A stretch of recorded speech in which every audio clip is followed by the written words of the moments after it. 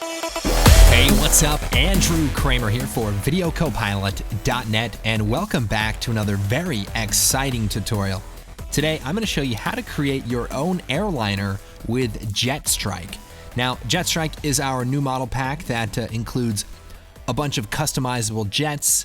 They're fully riggable, and they have, animated landing gear and canopies and wings and flaps. And of course, you can customize them however you want. So today, we're going to take a look at this airliner and how you can customize it to create your own. Now, American Airlines, unfortunately, went out of business because of just substantial amount of debt, and, well, a lot of people died too.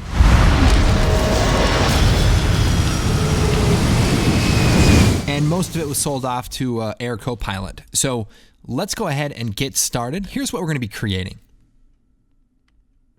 We've got this nice aerial shot of this jet flying. And what's cool about this is that if I create a new viewer here and double click on the texture, you can see that it's fully customizable. Let's say we want it to be a low budget airliner. Well, we could come in here and there you have it. Now, if this is Sam Loya Airlines, we might take some of this concrete texture. We could put a few patches on the airline, or we could change the transfer mode to multiply and maybe just give it a little more grunge. That seems a little bit more befitting. And just like that, we can customize how this airliner looks.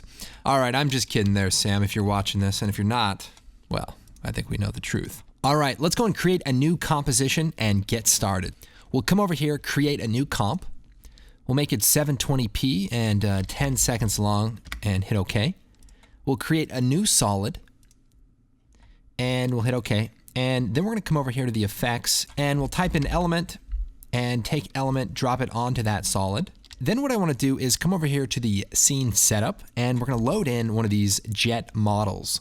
So the JetStrike pack is going to show up as a blue folder and we have a bunch of different options. We could do Air Force One, of course, got a bunch of nice jets as well. And if you didn't know, all of the jets are fully rigged.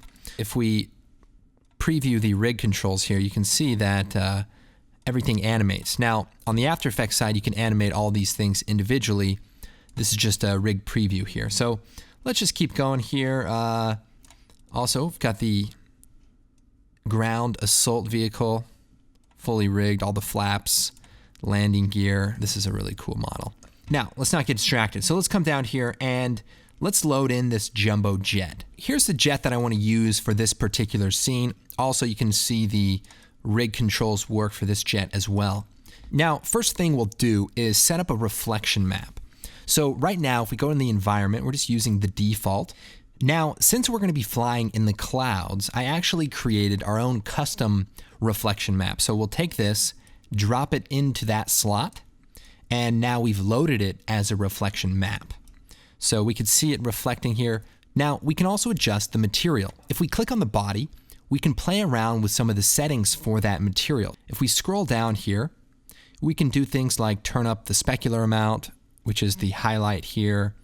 We can also increase the reflectivity, so that'll change there.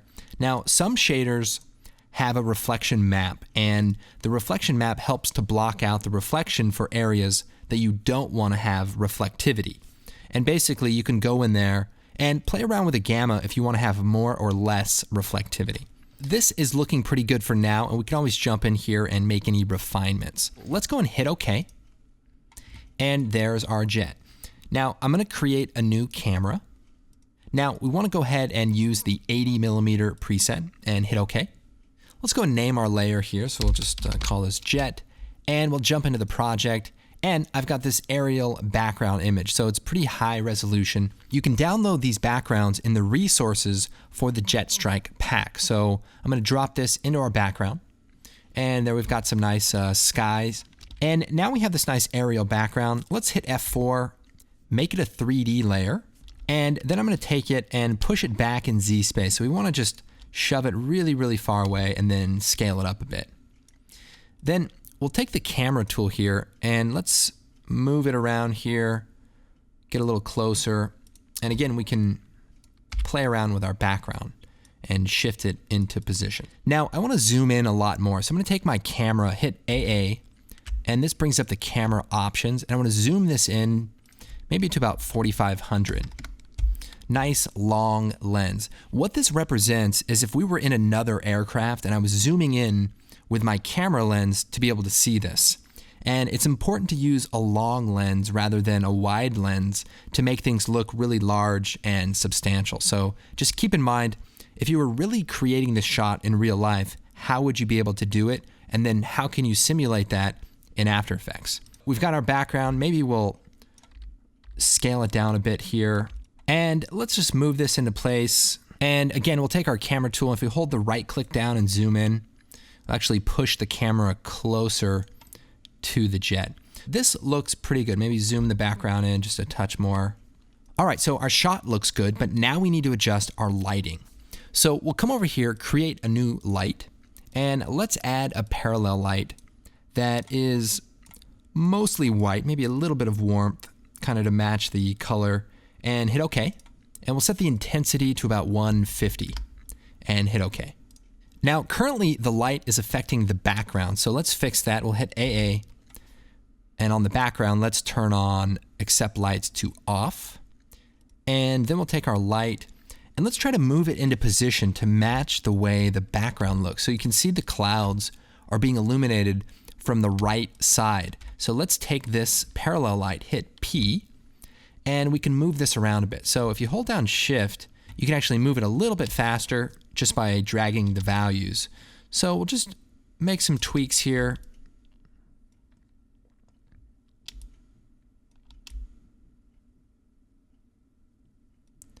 And maybe turn the intensity up a bit. That looks pretty good. And I also want to create an ambient light. So we'll create another light, ambient, and this time we're going to make it more of a blue color to match sort of that ambient light of the clouds and of the sky. And we'll set the intensity down to about 50, and we'll hit OK. With this blue light, now we can kind of see just the basic sense of the shot. So this is starting to look pretty good. Now, one thing I notice is that I'd like my aircraft to be a little more reflective. So I can go back into the material and edit it, or I can also go down to the output for Element 3D and play with the multi-pass mixer.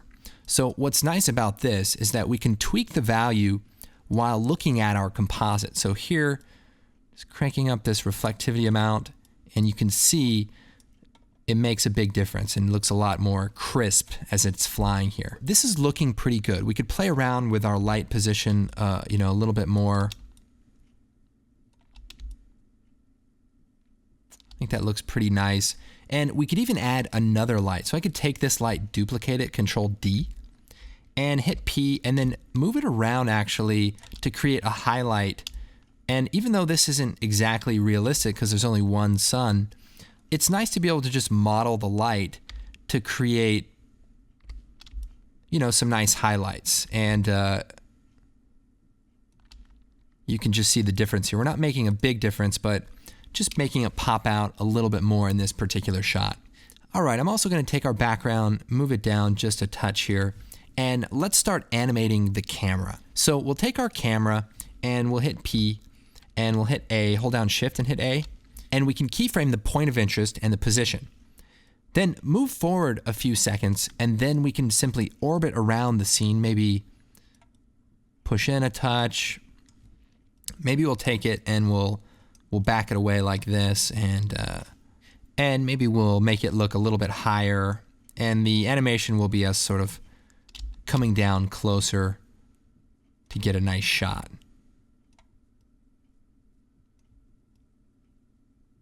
Okay, so as we move the camera, we also want to take our background and reposition it so that it fills in nicely. So we can see some nice specularity on the wings, and overall it just looks like a nice shot. But in order to make it look more realistic, like we're floating, what we can do is add an expression to the point of interest. So the point of interest is where the camera is pointing. So if you imagine shooting inside of an airplane, it might be kind of hard to hold the camera steady. Giving a little bit of randomness to the point of interest will just give it a little bit of a searching feel. So let's hold down Alt, click on the stopwatch, and we're going to type an expression. We're going to type wiggle 0.5, 50 and parentheses, so that every half a second we're going to randomly move about 50 pixels. So we can tweak those values, and maybe that's a little high. Let's try like 40.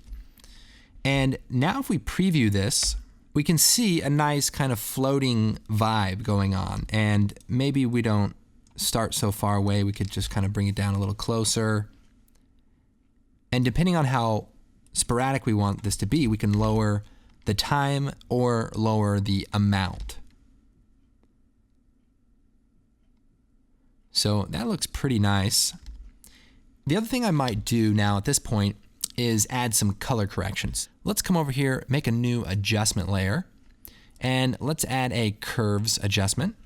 And I might brighten this scene up just a touch. And the other thing I want to do is add a little bit of a glow. So we'll choose Effect, Stylize, Glow. We'll set it to Screen, and maybe increase the threshold here. Turn up the size, the radius, and then really turn the intensity down. Like, we want this to be a very, very subtle glow, just to kind of soften the CG of the shot and make it not so crisp and hard looking. Now, the other thing I might want to do is add a little bit of glow to some of these lights. And we could do that with Element. So if we scroll down to the render settings, we could go to the glow, turn the glow on, and there you can see those little lights are going to glow for us. Now, if we want to animate the jet, there's a couple of ways I recommend that. So what I would do is create a group null, and that'll create a null, and we can hit return and type jet. That allows you to animate the jet right inside the comp. So we could do things like rotate it, have it bank. I don't know how much craziness this jet's going to be able to do, but that's just an easy way to be able to animate it. And then you can also see the aircraft rig settings. Now, it may be hard to see, but you can actually animate the turbines. You can also animate the flaps. So if we play around with the flaps here, you can see those animate. And there's also things like the landing gear, of course, that you can animate. So what's cool is that you have access to all of those rig controls while you're animating. Okay, so now let's talk about customizing the texture. If we go inside the scene setup, what we could do is click on the body. And here we can see the diffuse texture is diffuse 1B. Now, in order to locate this, you can right click on it and show in Finder or show in Explorer. And here we have that file. So let's go ahead and hit OK and OK. And what I'll do is I'll import this texture into our project. Then we'll take it, bring it out into the comp, then shut the eye off for that layer, and then pre-compose it. So layer, pre-compose at the very bottom there. And we'll leave all the attributes and we'll hit OK. Then on our jet layer with Element, let's go down to the custom layer and select the custom texture map for that Air Force One diffuse texture. This way, it's loaded inside of Element and we can use it as a map. So then we'll go into the scene setup, click on the diffuse texture, and instead of using that JPEG image, click on this drop down and we can click on one of our custom layers. So we'll click on custom layer 1. Everything looks the same. We'll hit OK and we'll hit OK. Now the difference is the map is now editable as a comp. So let's create a new viewer, double click on that map, and here we have access to the entire UV map. Now we can open this up in Photoshop, do the same thing, but what's cool is that we could do it dynamically inside of After Effects. So if we take the text tool, click in here, type in, video Copilot, scale it up, you can actually see it updates on the side here. So we can move it around, maybe place it right there. And here we've got Video Copilot Airlines. Now you can compensate for the stretch factor by just squeezing it down a touch. one thing you might notice as well is if you go to the opposite side, if we want to put a texture on the other side, we just have to take our logo, duplicate it, Control D, and when we put it over here, we just need to flip it. So we can right click, flip horizontally, and that way it reads correctly.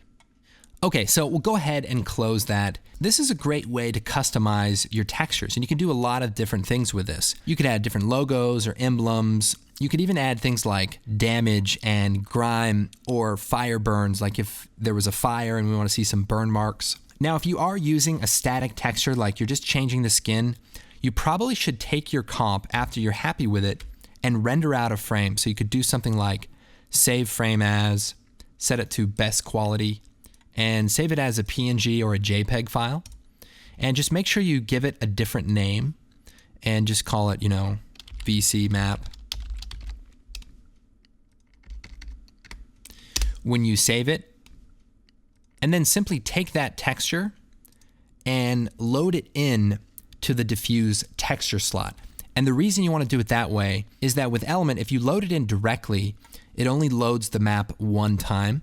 But if you use a comp, it's actually going to load the map for every frame. So it might feel a little bit slower to render than if you just use a single image. But as you can see here, it's quite fast. Just as you orbit the camera around, it might just feel a little slower than a single map.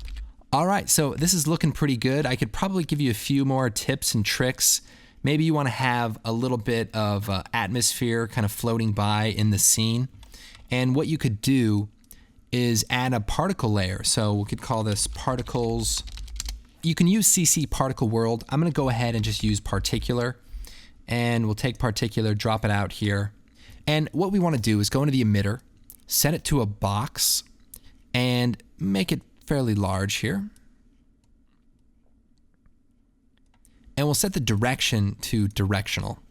And so we can see the particles are just kind of floating out, and we'll increase the velocity here. And so now they're floating away from the camera. So let's move the position forward past the camera, out here. And so now we just have a bunch of floating particles. And what this will do is just give us kind of that Christmas vibe that we're looking for. No, let's see. We'll come down here to the particle life. Let's turn up the life. Let's turn up the size of these particles and lower the opacity. And then if we offset the layer, and we can see it a little bit better. So let me just put it below our color correction.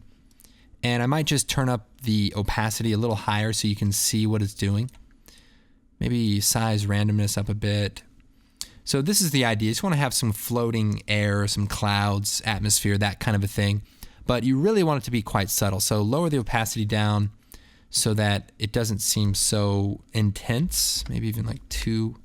And that just gives it a nice bit of motion. So that is looking pretty good. All right, well, thank you guys for watching. My name is Andrew Kramer, and please check out the website, and of course, check out JetStrike. I think you guys will be amazed of how much work we put into it and all of the different things you could do with it. My name is Andrew Kramer, and we'll see you next time.